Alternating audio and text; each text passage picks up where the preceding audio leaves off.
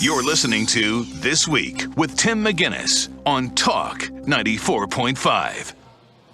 Good morning. Welcome to This Week with Tim McGinnis. We've got a really, I think, great show coming up for you this morning. I'm going to talk a little bit about things that happened in Columbia in our last week of session, this previous week, but more importantly, we have the top prosecutor in our area, Jimmy Richardson, this morning. We're going to talk about the Brittanee Drexel case. If you're not familiar with the Brittanee Drexel case, we'll tell you all about it and why people are so interested in it and why it's such a big subject. I'm going to ask him about how he plans to treat the victim, how he plans to prosecute the victim, whether he plans to seek the death penalty. This is a case that had so many twists and turns. I mean, it was like a nightmarish Law and Order for the Drexel family. It's just a really is. Over the years, this thing has just 13 years. This has been going on. He stuck with it, and here we go. Yeah, it goes to show you that you just don't take your eye off the ball, and you never consider any case closed. I think. Right. To be perfectly honest, I thought that this was in the wind. I thought that, unfortunately, this family was never going to have the closure they so desperately desired, and I feel bad that all hope is gone for them now. But I'm also relieved that this family has some closure. So we're going to hear from Jimmy Richardson about that. We also have a little election coming up on June 14th. That's what they say. We've been ping-ponging around the different races, the two big ones that we've been looking at because we can't cover everything. The 7th Congressional District, which I think is that's the big race everybody's following. You've seen the commercials. You've seen the signs. We have several people in that race, 7 people, I believe. Many of them have been on here. We're still trying to get a couple more of them. I'd like to talk to Dr. Garrett Barton, but we've heard from, I think, 4 of them so far. The front runners, of course, Tom Rice, Russell Fry, Ken Richardson. So we're going to continue following that race. But the big local races that are percolating right now, of course, we have the new State House seat, and we've covered that one pretty extensively. We've heard from Carla Schusler and John Cassidy, who are running for that seat. That new district stretches from roughly Arrowhead on that side of 501, which is down near the old Hard Rock Park, and it goes up into downtown Conway. It's a very narrow, kind of small land-wise district, but every House district in South Carolina has to be right around the 42,000 mark, so there are a lot of people in there, and they're going to be, I'm happy that we've been able to introduce them to the people that want to serve them. But county council, and they say all politics is local because the local decisions are really what affect us more than anything. We have District 8. Johnny Vaught held that seat. Johnny Vaught gave the seat up to run for Horry County Council Chair. And we have Shannon Grady, who's been on the show, who's running for it. Mikey Mascarelli, I believe his last name. I'm probably mispronouncing that, but that's why he likes to go by Mikey Mash. And then we also have Brandon Skipper, and Brandon Skipper is the one who we haven't talked to yet. We're going to change that. You're going to hear from him in just a little while. So if you live in the Myrtle Ridge area, up around the college, into downtown Conway, Arrowhead, you'll want to hear from him. But Jimmy Richardson, I'll tell you what, that was I really like having the opportunity to sit down with him and talk to him about this case that was one of the first big news stories I covered when I was in news back at WPDE, and I remember that very well, from the time she disappeared to the time it was kind of considered that the worst happened. You know, and Jimmy had a moment earlier this year where there might have been some opposition, and I'm so glad that has gone away because Jimmy doesn't need to be opposed. He's just one of those great guys. His demeanor, he is a movie version of, like, he's just a good Southern guy and real friendly, but he's very effective. Oh yeah. He is. I think he's done our area well, and as we'll talk to him about. I'm glad that he does not have any opposition coming up, either in the primary or in the general. Right, and general election. Yeah, we need good people prosecuting crime here, because as we get bigger, we're going to have more of it. And unfortunately, I think a lot of people will tell you when the economy starts turning, crime picks up. People get desperate. People, people have a tough time finding work, so they look to supplement that with some illegally. illegally. So good to have somebody like that there. And let's talk about the economy real quick because Do we have to? I know. Well, Gas? we were talking. $4.19 a gallon? I saw it $4.35 at one station yesterday. I had a good friend of mine. He is a grandfather of twins. Can't find formula. Yeah. I don't know what you do. Yeah. Well, I talked to my wife about that because we did it naturally for a few months, but then not by choice but by necessity we had to turn to formula. And even back then, and this was 15 years ago, I mean, you had to, or 16 years ago, it was expensive. They keep the formula locked up, and you have to ask somebody to unlock the little cabinet to get it out for you. Well, I remember this is a long time ago, but when our son came home, one of the gifts was like a big case of the formula. It's like, hey, you like that. And because that stuff in a good time is expensive, and in a bad time when you can't find it, I'm sure some mothers are very desperate right now. I've heard of deals being made with other countries to bring it in, this, that, and the other thing. But and Scott, you and I disagree on some of the bigger political issues, but I really wish that we had an administration that was solely focused almost on the economy and on improving things right now. Not to say that they're not, but we really, really need immediate attention from the powers that be to try to stave off. I don't know that anybody would disagree with you. Yeah. I am convinced, after my many years on this earth, that people, there really are no answers. That everybody thinks this is what you need to do, this is how you need to do it. I don't know. I think it's more a matter of we have to have smart people knowing how to react and react quickly. Well, I think good leadership is surrounding yourself with smart people who can come up with the solutions that you can get behind and rally behind once you understand the way and pull the trigger quickly. And I hope that there's some smart people advising some other people right now that can help us try to claw away from this. I thought when the pandemic started, and I remember when they kind of shut down, we didn't really shut down in South Carolina. We had some tight restrictions for a couple weeks, maybe about a month, and then we started little to by little. We relaxed a lot quicker than than most other states. And but I thought back then, we're in trouble. I was worried for my business. I was worried for all my friends' businesses and my friends who were employed. I do have an overall optimistic view of things that somehow we're going to come out of this because we always have. I don't know how, and I'm not a politician. I don't know where you put your pressure, but we just, as a country, we do know how to revive. We figure it out. I have faith. Now, it may not be as quickly as we'd like, but if I talk to some real good friends that are in the financial advising business, he says, hey, the market goes up, the market goes down, but if you look at the history of any 10-year period, it's up. Hey, we are the United States. We do a lot better when we're united than when we're divided. I hope we can get back on the same page again.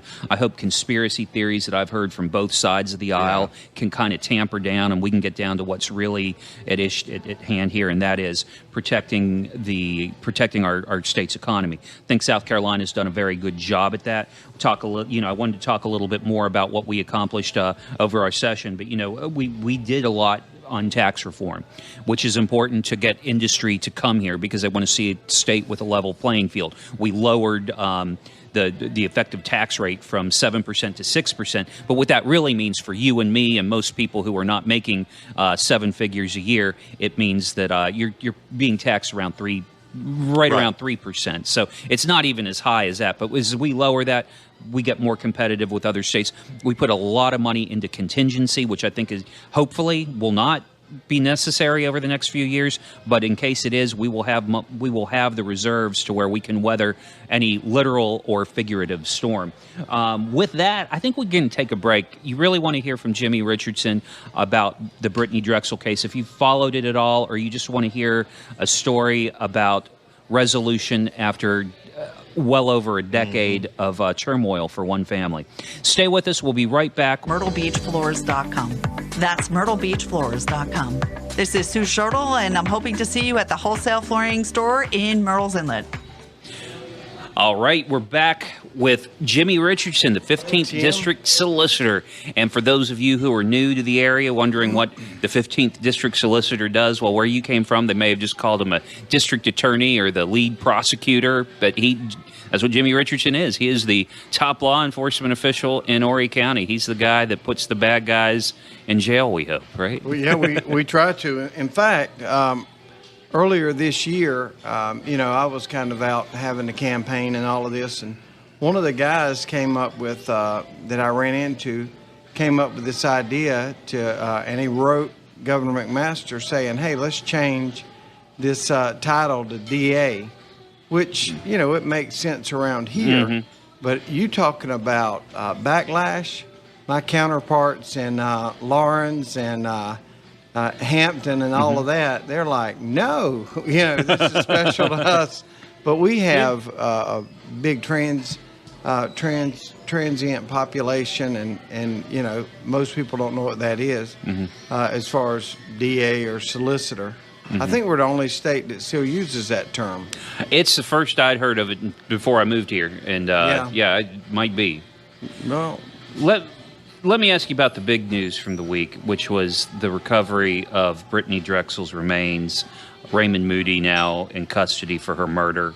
This has been 13 years. It's one of the first big news stories that went back in my journalism days that I covered here. Talked to the family when this all initially happened, the first couple years after it happened. And we've all heard that Dawn Drexel, Brittanee's mom, has been down here frequently pleading with people for any information that could lead to some closure for the family. Here they have it. How do you feel? It's one of the really good things that's happened recently. And that sounds weird because you're delivering news that really confirms what we always thought and knew. But it's like I said the other day, there is worse things than burying your child. As crazy as that sounds, one of those worst things is not having a child to bury. Yeah. And that's why we do the Tomb of the Unknown Soldier. That's why we have missing in action flags and, from Vietnam days. There's just something about being able to have some sort of closure. And being solicitor, and I haven't, I am assuming that that your office will prosecute Raymond Moody? Yeah, we'll prosecute Raymond, and this was a weird case in a lot of ways because, so obviously it would be a story to say that it didn't turn into a cold case after 13 years, but it was one of those that there was always a heating up spot, and then it would cool back down, and every one of those were investigated from top to bottom. And a lot of that investigation was going on with the FBI, which it's a lot in the weeds, Tim, but most of the time if the FBI is investigating, it'll be a federal case. Mm-hmm. Now, Horry and Georgetown, and you can ask all of the FBI agents, ours is very different from anywhere else that they would have worked. We have one guy that came back from Berlin, Germany. He's in the FBI, but he was so invested in the Drexel case that he came back. And one of the times that it heated up was about 3 months ago, something like that. And a plan formed from that. And when that formed, we sort of looked at the last 2 weeks to have put that plan into place. And Mike Conley, who had been our FBI representative for a long time, he came back from Berlin. But so many people were invested. And right going into it, there was a discussion of who do you want to prosecute this thing? The feds, the U.S. Attorney's Office, or the Solicitor's Office, because our office has 3 U.S. attorneys in it. So the thing that really makes us special is I've worked real hard to break down all of these sandboxes. Whatever's best for the people. If it needs to go federal, we'll prosecute it federally. If it needs to go state. So there's no real jealousy from our part. we're going to be doing the work either way. I have a follow-up question to that, but what I want to do first is for people who are new to the area, weren't here 13 years ago, and don't know about Brittanee Drexel's story. Just real quickly, what happened? She was a teenager from up north. She, I think, without her parents' permission necessarily, took a trip with some friends down to Myrtle Beach, as I imagine happens very often during spring break. What should have been an innocent good time with friends. She was leaving a hotel on Ocean Boulevard. Sometime after she left that hotel, she was abducted. I guess we assume she was allegedly abducted, and it looks like taken to Georgetown County, where she was violated and murdered. Yeah. So from everything we've been able to figure out, and again, it's 13 years ago. If that were to have happened today or in the last 4 or 5 years, every bit of it would have been caught on camera. Yeah. So I tell people, if you are planning on going to Myrtle Beach to show out, there's better places to do it. You will be caught on tape. I mean, it is almost like London, all of the cameras around. But Tim, you hit on it. She was taken there in Myrtle Beach. That moved to Georgetown around the river down at what they call the pole yards. She was raped. She was killed, and then she was moved to an area that, but for a really good tipster, we would never. I'm just telling you, we would have never found it. In fact, when I was talking to the guy that knew where she was at, one of the tipsters, I said, I've got a few ideas that I've beat around for 10 or 12 years, and I wasn't even close. Well, first to that follow-up question about the prosecution, what would trigger the Fed's involvement, since this didn't cross state lines, and how would that get the Feds involved? Most of the time, if you would have to have some nexus to the federal government. Now, honestly, if it really comes down to a decision, the Feds obviously can come up with a nexus. The car you drove wasn't built in South Carolina. The gun you used wasn't, whatever it may be. I didn't realize the threshold was that low. Look, if they want it, they can get it. When I started doing this job, the Feds took every bank robbery case because it was FDIC insured. The Feds don't take bank cases anymore. And what happens is the Feds have got plenty of money, but very few boots on the ground. And the state has a lot of boots on the ground, but very little money. So when you are able to combine the two, and in this case, the Feds come in the last little bit, they knew it was going to be a state case. They worked just as hard. It didn't matter to them either that this is going to be a state case. The recovery team was all FBI. The people that actually dug out the bones, they were all FBI. So when you're able to work with a trust level, it really breaks down a lot of these things and makes it a lot easier to do. Over the years, there were, as you mentioned, a lot of tips. We continued to hear about developments in the Brittanee Drexel case, even persons of interest who were not Raymond Moody, and that's been an angle of this story that some of the news media has covered, that some people might be owed an apology at this point. Yeah, what you're talking about, one, there was a lot of leads. One of those leads was Timothy Taylor. I think it's important to keep in mind too, the Feds never charged Taylor with anything to do with Drexel. He is in prison, but he's in prison on armed robbery charges. But he was one of those tentacles. And when you ask, so we lived this same thing with Heather Elvis a few years ago. But when you ask for the public's help, you get it. And especially in cases like this, some of it is really, really good help. Some of it's really, really bad. I've got a stack of psychic reports and, people from all across the world, not just local, but calling, I know where Heather is or I know where Brittanee is. And even those, you turn over to the police and they investigate it. So, and in this case, in Timmy Taylor's case, we were getting informants from our prison systems that saying, I know what happened to her, and and they pointed the finger at Timothy Taylor. And so the police did what they were supposed to do and chase that Went down. in that direction. Yeah. Shouldn't have said as much as they did, but they did go down that tentacle.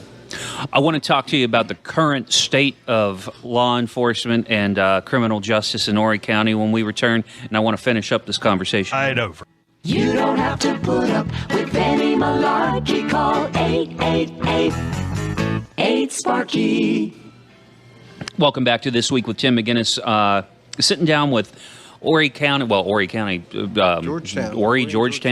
County top prosecutor, chief solicitor Jimmy Richardson, an elected position. You were running unopposed.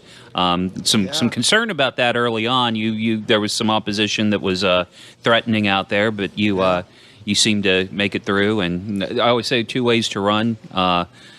Unopposed or scared. So Exactly. you get to run unopposed. And I got to do both congratulations. of them. I got to run scared for a while in. One of my campaign guys had actually said, he said, I know you haven't considered this, but with the Drexel stuff, if you were to still be running opposed, somebody would say that you formulated all of this. You timed it all. Yeah. It's the October surprise. Conspiracy theories are Yes. they run rampant these days. Back to the Drexel case, though, and just to kind of wrap up our conversation now that we're going to move into this new phase, this prosecutorial phase of the case. Do you think that you'll seek the death penalty? I don't know, Tim. I mean, we've talked about it before. We're a week out from finding the body. Obviously, it's the 13-year-old case. I really live by the adage of measure twice and cut once. I don't like to speculate, or I'll say this. The death penalty is statutorily, this would be a case that you could discuss it. What a lot of people don't realize is every murder doesn't qualify as a death penalty case.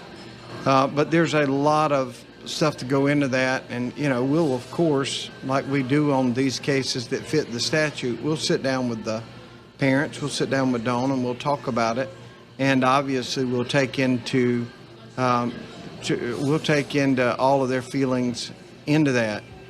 They may be very much for the death penalty. They may be very much against it. Ultimately, it'll be my decision. The Sun House case a year or so ago, where they were killing all the employees At the convenience stores. Yeah, believe it or not, the victims' families did not want the death penalty. So that was one of those that we just said, hey, I get you, but we're going to do it. And there are times, a lot of times, that they do want the death penalty, and we say, no. Comparatively speaking, it fits the statute, but this isn't as bad as any of these other ones.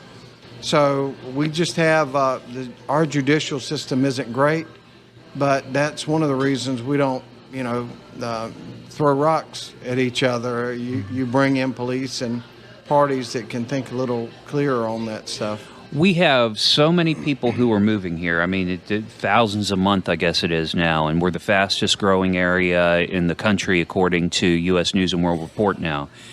And I use this as a segue because with all these people moving here, we have some less than desirable people moving here. Raymond Moody was one of them. He came from California, where he had a record and he had served time, and he was released, and he relocated to our area. And did he fly under the radar? You have to register as a sex offender. You have to, there people but he was living among us. He was attending college here. He was, I mean, this is somebody who was literally right under our noses, but may not have known about. Is that I would assume that presents a big challenge when you have so many people moving here and trying to keep track of who the good guys are and who the bad guys are. Well, in Brittanee's case, she could have picked 100 cars to have run across that night, and none of them would have been Raymond Moody. You know, any other car would have been fine. But most people there are a lot of transients, but most people are still really good. And most people that aren't really good aren't that bad. So you've hit it. We've got the fastest growing area in the United States. But in addition to that, Tim, and this didn't fit with Raymond, but add to the fastest growing area in the nation the fact that we get 20 million, 18 million tourists a year. And that's not even counted in that populace. Right. So you really go from, this is really a lot more like Las Vegas or Atlanta than it is Mayberry. And just a few years ago, it was a lot more like Mayberry. And we're having growing pains, and we are, you know, as a state and as a community, we're running into a bunch of that stuff, and I don't know that we're as planned up on that.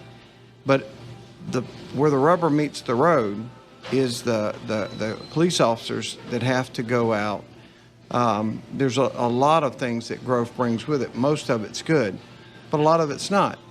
And, you know, the police, they're still basically the same number that they would have been in 1990 when our population was 140,000 for the county. Now, Myrtle Beach has grown as far as their police force, but the county's police force, I go out to every murder. I was out last night. No, not before last.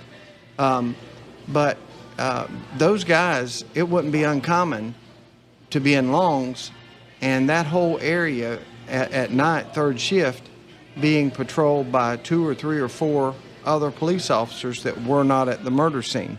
This is a big, big area and a lot of people.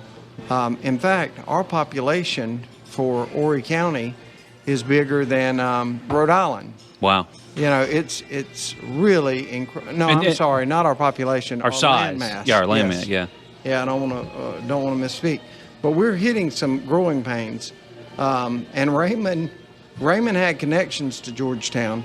He actually left Georgetown, went into the military, resettled in California, was accused and convicted of raping, I think, 7, and pulled 21 years out of a 40-year sentence, and then moved back to Georgetown.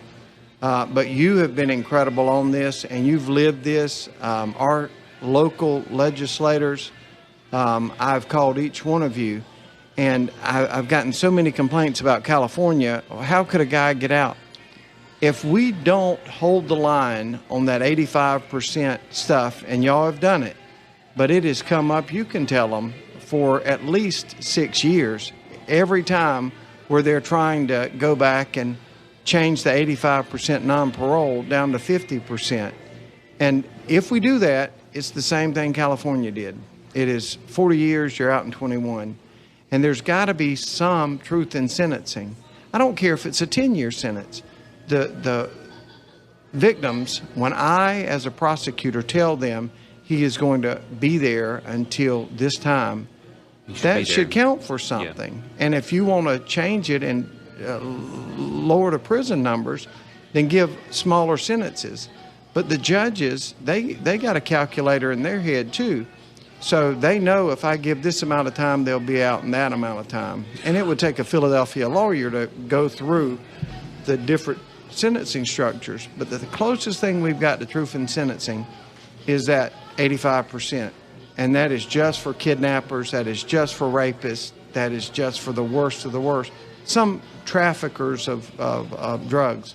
But for the most part, to be a most serious offense or a serious offense, that 85%, That's bad crimes. Yeah, on these serious offenses, you've got to take them seriously. I mean, I'm all for recidivism and rehabilitation. Me too. I will hire people here if they have felony records, if they're Sure. trying to change their life and they're making an honest effort. I don't have a problem with that. I believe everybody makes a mistake and deserves a second chance. But when you're talking about a crime like this, and you're talking about 7 rapes.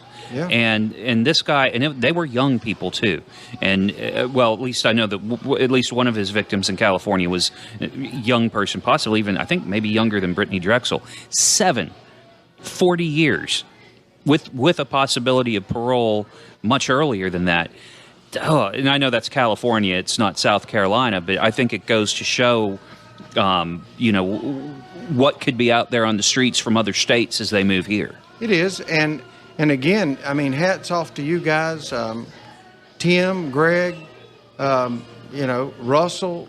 Our local people really held the line, but there was a push in our state, and have been a push to lower those sentences and on the back end and let people out at a much less time.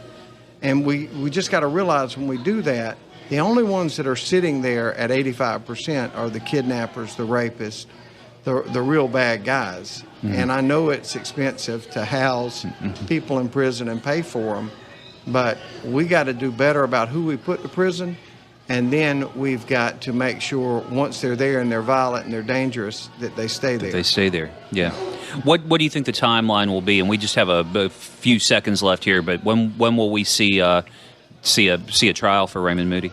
I would say the next timeline that'll come down will be at the end of July, 1st of August, maybe slip into September, but that'll be a time that we can have reviewed all of the discovery, and we'll bring Mr. Moody up and say, hey, do you want a plea or do you want a trial? If he says plea, it'll take place at the end of the summer. Mm-hmm. If he says trial, we're still going to fast track that. It'll be within a year and a half. But he won't get in line with every other murder. So sooner rather than later, but a plea is no time at all. I'm getting a wrap-up sign, but I want to ask one last question with a quick answer, if you don't mind, and that is the Heather Elvis case. Yeah. Terry Elvis being her father. Yeah. I'm sure that they might appreciate the same type of closure. Do you foresee any closure in that case? There's always hope, and I talked with Terry a good bit. I talked with Debbie a good bit, but I would have thought we would have already had that body, and I think that the two people that know where that body is, just like Moody, we ask, hey, can somebody help? Most of the time, these horrible secrets are held by 1 or 2 people, and when that happens, you can ask the 360,000 other residents all day long, and they can't help. They're trying to help, but they just can't. So I still hold out hope that we will be able to return Heather Elvis's body to Debbie and Terry. All right. Jimmy Richardson, you got a tough job. I'm glad you're up there doing it, and good luck making this a safer place to live and play and all that fun stuff. Thank you, brother. All right. Thank you, Matt.